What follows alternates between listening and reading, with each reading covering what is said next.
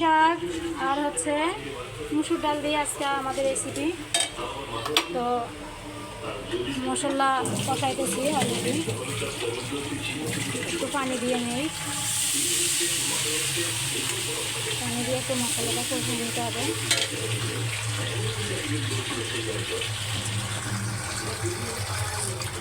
এই হচ্ছে রান্না।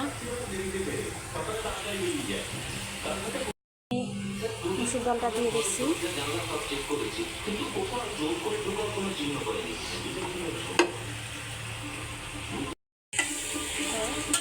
মুসুর ডালটা একটু কষায় নেওয়ার পর তারপরে হচ্ছে আমাদের প্রসেসিং।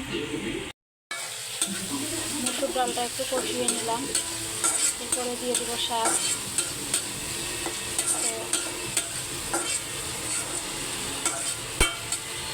এবারে দিয়ে দিচ্ছি পুঁই শাকটা।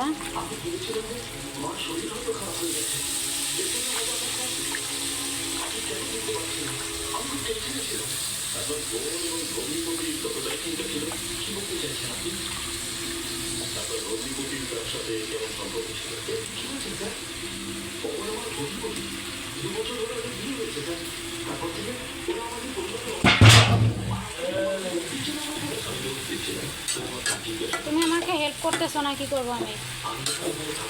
তো এই যে এভাবে নাড়াচাড়া করে নাড়াচাড়া করে এরপরে একটু রেখে দিচ্ছি, রেখে দিলাম। এই যে আমি হলাম একটা রাঁধুনি, তো আমাকে কেউ ভিডিও করে না, আমি একা একাই নিজেকেই ভিডিও করতেছি। তো এই হচ্ছে আমার অবস্থা। আমার অনেকটা শুকিয়ে আসছে, এখন আমি আরেকটু পানি দেবো। তরকারিটা এখনও সিদ্ধ হয়নি, তো তাই সিদ্ধ হওয়ার জন্য এবার একটু পানি দিয়ে দিচ্ছি।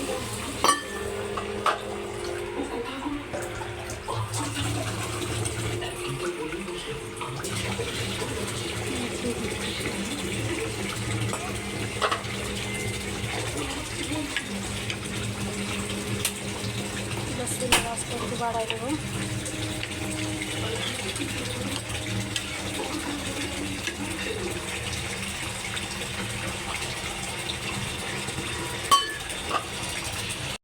ডাল অলরেডি রান্না শেষ, এখন আমি পাতিলে উঠিয়ে ফেলবো। এই যে রান্নাটা শেষ। দেখুন কত সুন্দর একটা কালার হয়েছে।